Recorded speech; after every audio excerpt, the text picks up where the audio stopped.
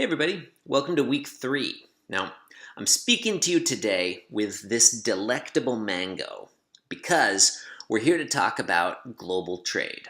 Free trade, fair trade, protectionism, and this mango was produced in Mexico. I bought it at my local supermarket, but it was grown in Mexico. Now, when I was your age, it was actually not that easy to get mangoes in the United States. Not all supermarkets carried them. They were often quite expensive. They weren't necessarily available all year. It was a real pain. Now, these days, it's very easy to get mangoes in this country.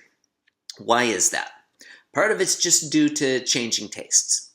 Part of it is probably due to increased immigration from Latin America, but in large measure, it's because of freer international trade, and specifically the North American Free Trade Agreement, which came through in the early 1990s, made it much easier for Americans to sell things in Mexico and for Mexicans to sell things in America. Among those things, mangoes. Now, who benefited from this trade agreement? Well, clearly I, as a consumer, benefit because I have more delicious mangoes to eat.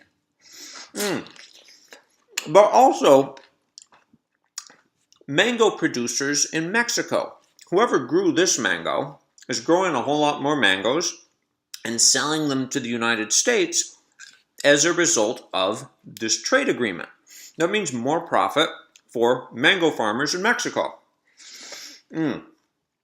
Now, who's losing out as a result of this trade? Well, what about fruit growers in Florida or California?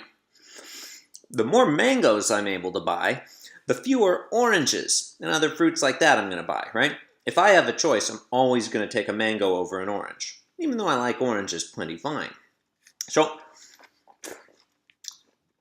as you go through the materials this week, I want you to think about who is benefiting and who is losing out from increased international trade.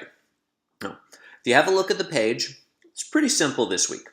You have one video to watch, and it's a play pause it video, so occasionally as you're watching, the video will stop and ask you for your opinion on something. These are mostly not right-wrong questions. I want to know your opinion and your perspective and your thinking, so don't worry if you're unsure. You're not going to lose points for being wrong. There are 2 readings, both short articles, one in favor of free trade, one more critical of free trade. And again, I want you to think as you're reading them, which ones you find more persuasive. We've got a live class. We've got a couple of live classes. Please attend at least one. We have a discussion thread going all week. I'm going to ask you for posts Tuesday, Thursday, and Sunday.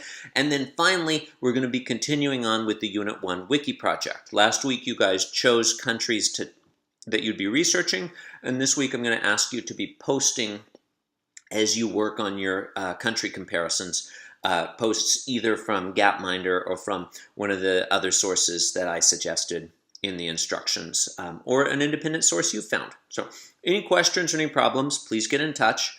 I'm happy to email with you guys anytime or jump on Zoom if you have questions or issues. Other than that, let's get to it. This is going to be a fantastic, delicious week.